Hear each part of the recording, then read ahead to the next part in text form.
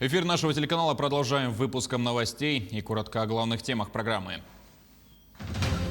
В правительстве России поручили скорректировать стоимость строительства моста через Лену в Якутии.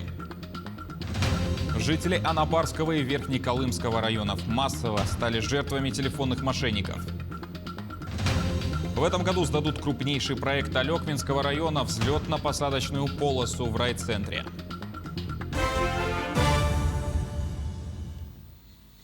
Вице-премьер России Марат Хуснуллин поручил скорректировать стоимость строительства моста через Лену в Якутии. В целом он поддержал проект. За корректировкой он обратился к главе Якутии, Минтрансу России, Росавтодору и глав госэкспертизе срок в течение 2 недель. В заседании правительственной комиссии принял участие глава Якутии Айсан Николаев. Он отметил, что власти региона в ближайшее время встретятся с профильными федеральными ведомствами для решения этой задачи. Напомним, изначально в паспорте проекта сумма составляла 77 миллиардов 900 миллионов рублей, прочие расходы около 5,5 миллиардов. При этом группа ВИС намерена профинансировать за счет собственных средств до 20% его стоимости. В районе туристического кластера «Северная мозаика» на Табагинском мысе в следующем году откроется круглогодичный детский центр отдыха «Полярная звезда». Кто станет инвестором и каковы масштабы, выяснял Дмитрий Тымыров. На площадке будущего детского центра начинается второй строительный сезон. В начале февраля этого года были достигнуты финальные договоренности о финансировании проекта. В том году мы установили порядка 1200 свай, термостабилизировали грунты. У нас очень большая вертикальная планировка на объекте. Соответственно, закупили частично оборудование, оснащение завезли в регион. Сейчас мы выходим на второй сезон, поднимаем корпуса, к осени выходим в теплый контур, зимой выходим в отделку в оснащение, и запуск планируется к весне следующего года. Так, содействие в привлечении финансирования оказывали ВЭП РФ и Национальный центр государственно-частного партнерства в рамках антикризисной программы поддержки ГЧП в регионах. Также заключено прямое соглашение между республикой, концессионером и банком. У нас в начале февраля было подписано соглашение между Министерством экономики, концессионером и Банком Открытия по кредитной линии в размере 1 миллиарда 460 миллионов рублей. Также у нас наши средства там используются, наш бюджет республиканский, и федеральные средства в рамках плана социально-экономического развития Министерства по развитию Дальнего Востока и Арктики. По словам региональных властей, данный проект уже вызвал большой интерес у инвесторов. Так, крупнейшая компания «Синергия» покупает в этом проекте долю, что очень важно для развития региона. И это, безусловно, красивый проект, в котором нам очень захотелось тоже посотрудничать. И вот буквально недавно мы достигли договоренности о том, что мы также заходим инвесторами в этот проект. Пока в небольшой доле, но я думаю, что в ближайшем будущем мы ее разовьем значительно больше. И уже совместными усилиями сможем быстрее запустить объект, в котором в том числе так нуждается Якутия, ну и дети. Будущий детский центр сможет принимать более 5000 детей в год. Помимо объектов досуга и отдыха, здесь будет работать круглогодичный центр дополнительного технического образования, где дети смогут освоить промышленный дизайн, программирование мобильных приложений, 3D-печати и другие профессии будущего. У нас сам комплекс зданий состоит из 8 корпусов. Из них 4 это жилых на 90 комнат. Большой спортивный зал, столовая, учебный блок, профориентационный блок, медицинский блок. У нас довольно-таки большое здание, 12 300 квадратных метров. Целью создания центра является формирование инновационной системы отдыха, оздоровления и дополнительного образования детей и подростков, мощного инструмента поиска, развития и сопровождения юных талантов. Дмитрий Тымыров, Григорий Николаев, Якутск. Компания «Алроса» продолжает социально ориентированную политику в Якутии. Так, в селе Тасагар в Вилюйском районе торжественно открылось новое здание средней школы имени Николая Каратаева. Также в городе Вилюйске открылся дворец культуры имени композитора Марка Жиркова. Эти два социальных объекта построены за счет дивидендов от акций компании «Алроса», поступающих в бюджет Вилюйского района. Общая сумма, затраченная на строительство, составила более полумиллиарда рублей. О сотрудничестве «Алроса» и муниципального района рассказывает начальник отдела по работе с органами государственной власти «Алроса» Владимир Аргунов. Для компании «Алроса» всегда очень радостно, когда за счет дивидендов от нашей работы строятся замечательные социальные объекты. Это и больницы, и школы, и спортивные, культурные центры. И вдвойне приятно, когда эти социальные объекты строятся в алмазных провинциях: в Анабарском, Оленёкском, Сунтарском, Нюрбинском, Вилюйском, Верхневилюйском улусах, в Мирнинском и Ленском районах. Эти алмазные провинции являются держателями 8% акций компании «Алроса». И за период с 2011 по 2019 годы алмазные провинции получили дивиденды на общую сумму 18 миллиардов 627 миллионов рублей. 39 новых случаев коронавирусной инфекции выявили в Якутии за сутки. Из них в Якутске 29, Верхоянский, Мегино-Кангаласский, Мирнинский, Тампонский районы по 2 пациента. Вилюйский, Сунтарский районы по 1 случаю. За сутки лабораториями региона проведено почти 2000 исследований.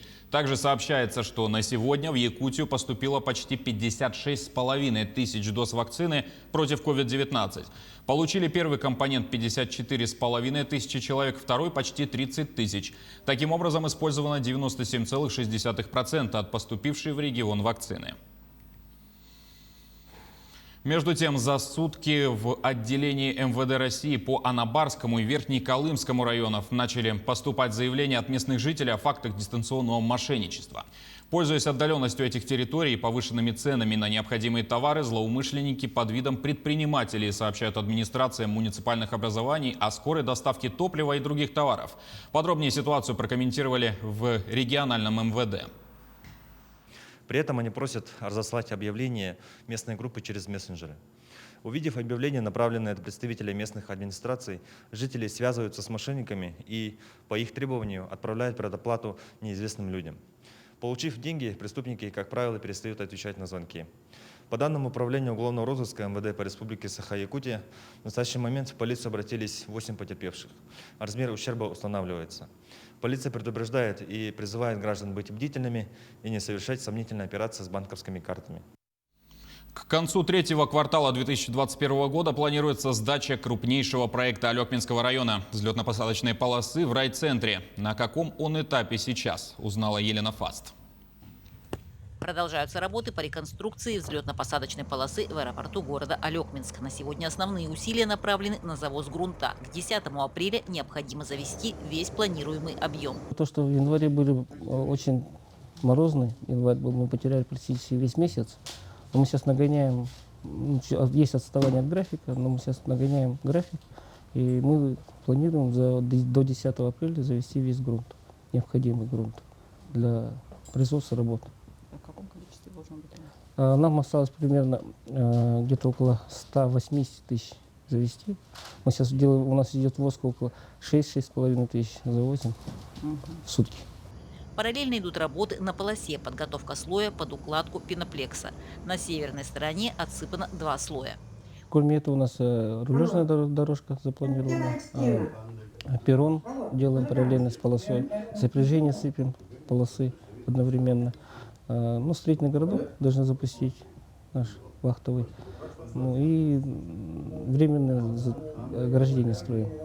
Учитывая, что в Алекминск запланированные пассажирские рейсы и вертолета, подготовлены 2 площадки. Сейчас идут работы по укладке пенополистирола на месте перрона. Здесь все готово к этому этапу работ. Они нам абсолютно не мешают. Мы сейчас для них будем готовить перрон. В первую очередь мы будем запускать перрон, чтобы перенести вертолетные площадки, для того, чтобы завершить строительство взлетно-посадочной полосы.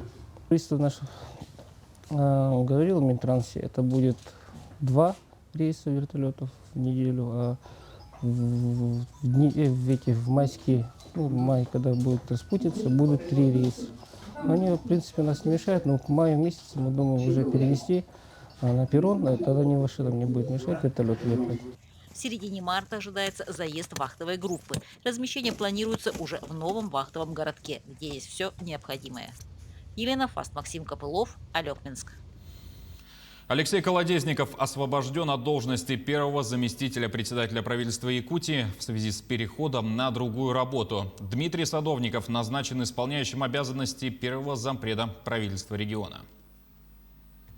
Якутянин Семен Луканси одержал победу во всероссийском конкурсе профессиональных художников. О чем «Твоя Россия». С ним встретилась наш СОБКОР в Москве Айсена Бурнашова. 2 метра в высоту и 2,5 в ширину. На такой крупной по своим габаритам работе изображен не менее масштабный российский проект «Сила Сибири». На холсте рабочие прокладывают газопровод. Позади километры проложенных труб, впереди большие надежды. Картина рассказывает о человеке труда и, конечно, о развитии всего Дальнего Востока через призму промышленности. Проекты касаются индустриального развития России, поэтому сама трактовка картины, она подразумевалась именно в таком ключе соцреализма. Да? И изображены, конечно, собирательные образы трудяг из разных, конечно, регионов.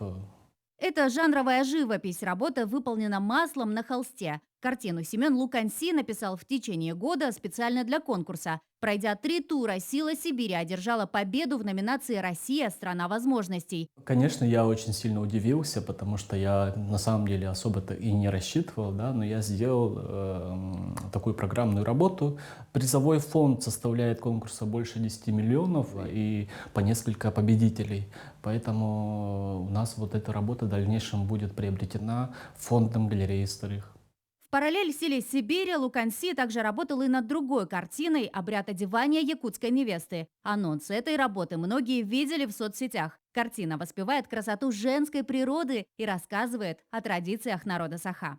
Полгода, 6,5 месяцев работал над этой картиной, уже на холсте. Выдуманные персонажи, это собирательные образы, показан 18 век в таких традиционных одеждах. В скором времени художник планирует провести персональную выставку в Якутске. Жители республики видели его работы в большом формате лишь в 2012 году. Почти за 10 лет арсенал Луканси пополнился сотнями полотен. Портрет Соруна Омоллона, Февронии Малгиной, картина «Старики» или «Пейзажи», и это только за 2020 год. Работа с обрядом одевания, скорее всего, также войдет в большую экспозицию. Пока же картину ждут завершающие штрихи. И, конечно, в этой картине не хватает еще твоего автографа. Я надеюсь, сейчас в рамках нашего сюжета ты его поставишь. Ну да, можно поставить. Айсена Бурнашова, Виктор Олесов, Москва. На этом пока все. Не забывайте носить маски, дезинфицировать руки, держать социальную дистанцию.